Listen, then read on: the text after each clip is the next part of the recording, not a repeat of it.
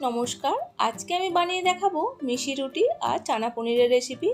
এই মিষ্টি রুটি আমি প্রথম খেয়েছিলাম নন বেঙ্গলিদের এক অনুষ্ঠান বাড়িতে গিয়ে। এটা খেতে সত্যিই খুব ভালো ছিল। আমার বাড়ির সবারই এই রুটিটা খুব ভালো লেগেছিল।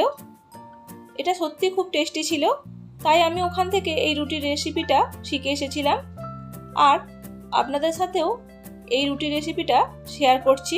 তাহলে চলুন রেসিপিটা আমরা দেখে নিই। মিষ্টি রুটির জন্য প্রথমেই একটা মশলা তৈরি করে নেব। তার জন্য নিয়ে নিলাম হাফ চামচ জিরে, হাফ চামচ মৌরি আর হাফ চামচ ধনে। এগুলো হালকা ভেজে নিয়ে গুঁড়িয়ে নেব। রুটির জন্য এখানে আমি 2 কাপ আটা নিয়ে নিচ্ছি। এই কাপেরই 2 কাপ আটা নিচ্ছি। আর নিচ্ছি 1 কাপ ছোলার ছাতু। এটা বেসন দিয়েও করা যায়, আমি ছাতু দিয়ে করছি। ছাতু দিয়ে করলে বেশি খেতে ভালো লাগে। যা আটা নেবেন তার হাফ ছাতু নেবেন। আর নিচ্ছি স্বাদ মতো নুন আর 1 চামচ চিনি আর 1/3 স্পুন হলুদ গুঁড়ো। আর নিচ্ছি হাফ চামচকেও কম কাশ্মীরি লঙ্কার গুঁড়ো। আর যে মশলাটা গুঁড়িয়ে নিয়েছিলাম সেটাও দিয়ে দিচ্ছি। এটা খুব একটা মিহি করে নিয়ে একটু দানা দানা রেখেছি।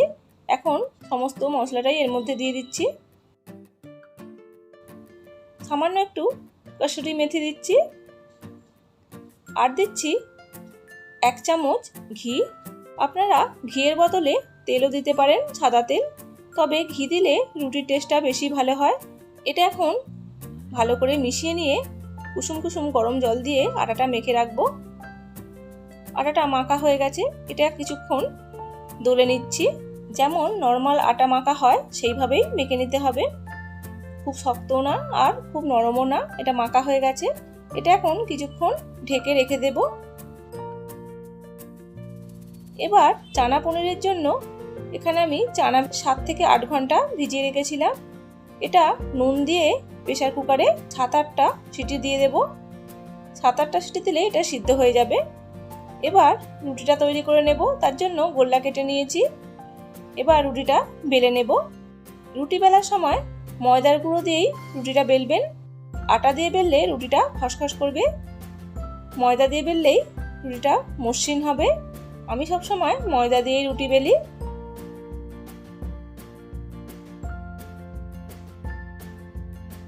যেভাবে নর্মাল রুটি বেলা হয় সেইভাবেই বেলে নিলাম, এই যে পাতলা করে। এবার এটা সেঁকে নেব। গ্যাসে চাটু বসিয়ে দিয়েছি। চাটুটা গরম হয়ে গেছে। এখন এর মধ্যে রুটিটা দিয়ে দিচ্ছি। একটা পিঠ হয়ে গেছে, এবার উল্টে দেব।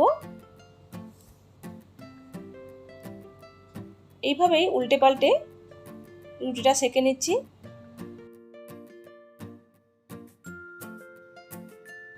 আমি গ্যাসের চুলায় রুটিটা একটু সেঁকে নেব। আপনারা চাইলে চাটুতেই সেঁকে নিতে পারেন। রুটিটা একটু হলুদ হলুদ হয়, যেহেতু এতে হলুদ দেওয়া আছে সেই জন্য রুটির কালারটা হলুদ হয়। এইভাবেই প্রত্যেকটা রুটি সেঁকে নেব। রুটিগুলো সেঁকা হয়ে গেলে এবার বাটার দিয়ে ভেজে দেখিয়ে দিচ্ছি। আমি কিছু রুটি বাটার দিয়ে ভেজে দেখিয়ে দিচ্ছি, আবার কিছুটা ঘি মাখিয়েও দেখিয়ে দেব। বাটারটা দেওয়ার পর গ্যাসটা কমিয়ে দেবেন, নইলে বাটারটা পুড়ে যাবে। আমি একদম লো ফ্লেমে এটা ভাজছি। বাটার দিয়ে ভাজলেই রুটিটা বেশি খেতে ভালো হয়।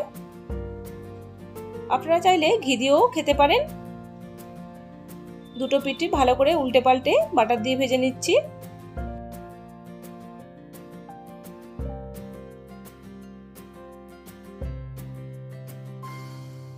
এবার ঘি মাখিয়ে দেখিয়ে দিচ্ছি।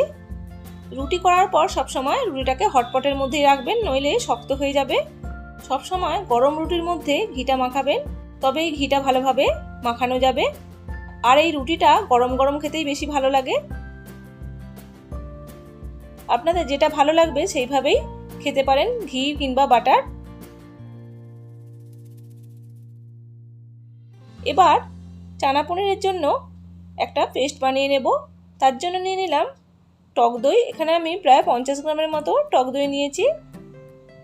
আর নিচ্ছি এক মুঠো কাজু, আর নিচ্ছি উঁচু করে 1 চামচ চারমগজ। এটা মিক্সিতে বেটে রাখবো। চানা পনিরের জন্য এখানে কিছু আমি পনির নিয়ে নিয়েছি, এগুলো ছোট ছোট করে কেটে নিয়েছি। আপনারা চাইলে একটু বড় করেও কাটতে পারেন। গ্যাসে কড়াই বসিয়ে দিয়েছি, এর মধ্যে খানিকটা সাদা তেল দিয়ে দিলাম। তেলটা গরম হলেই তবে এর মধ্যে পনির দেব, নইলে পনিরটা কড়াতে জড়িয়ে যেতে পারে আর পনির ভেঙে যেতে পারে।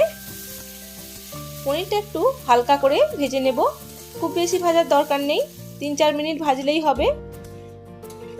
পনিরগুলো ভাজা হয়ে গেছে, এবার তুলে নেব। এই কড়াতেই বেশ খানিকটা সরষের তেল দিয়ে দিলাম। ফোড়নের জন্য দিয়ে দিচ্ছি তেজপাতা, এলাচ আর দারচিনি। মশলা থেকে সুন্দর গন্ধ বেরোলে এর মধ্যে আগে থেকে কেটে রাখা একটা বড় সাইজের টমেটো দিয়ে দিচ্ছি। ছোট ছোট করে কেটে রেখেছিলাম টমেটোটা। আর এর মধ্যে খানিকটা নুন দিয়ে দিচ্ছি, যাতে টমেটোটা তাড়াতাড়ি নরম হয়ে যায়। এটাও কিছুক্ষণ নেড়ে নিলাম। এবার টমেটোটা নরম হয়ে গেলে এর মধ্যে দিয়ে দিচ্ছি 2 চামচ আদা রসুন বাটা। এখানে যেহেতু আমি পেঁয়াজ দিইনি, সেই জন্য আদা রসুনটা একটু বেশি করেই দিলাম। আদা রসুনের কাঁচা গন্ধটা যতক্ষণ না চলে যাচ্ছে ততক্ষণ পর্যন্ত এটা ভেজে নিতে হবে। তারপরেতে দিয়ে দিচ্ছি 1/2 চামচ লঙ্কার গুঁড়ো, আর দিচ্ছি 1/2 চামচ হলুদ গুঁড়ো, আর রং হওয়ার জন্য দিচ্ছি 1/2 চামচ কাশ্মীরি লঙ্কার গুঁড়ো। এবার এই মশলাটাও ভালো করে ভেজে নেব। কিছুক্ষণ ভেজে নেওয়ার পর তারপরেতে খানিকটা জল দিয়ে দিচ্ছি, যাতে মশলাটা পুড়ে না যায়। জলটা দেওয়ার পর আরও কিছুক্ষণ মশলাটা কষিয়ে নিলাম। তারপরেতে আগে থেকে সিদ্ধ করে রাখা চানাগুলো দিয়ে দিচ্ছি। তারপর এটা কিছুক্ষণ কষে নিচ্ছি। এটা অবশ্যই মিডিয়াম আঁচে কষতে হবে। তারপর আগে থেকে পেস্ট করে রাখা কাজু আর চারমগজের পেস্টটাও দিয়ে দিলাম, খানিকটা জল দিয়ে দিলাম। এটাও কিছুক্ষণ কষে নিচ্ছি।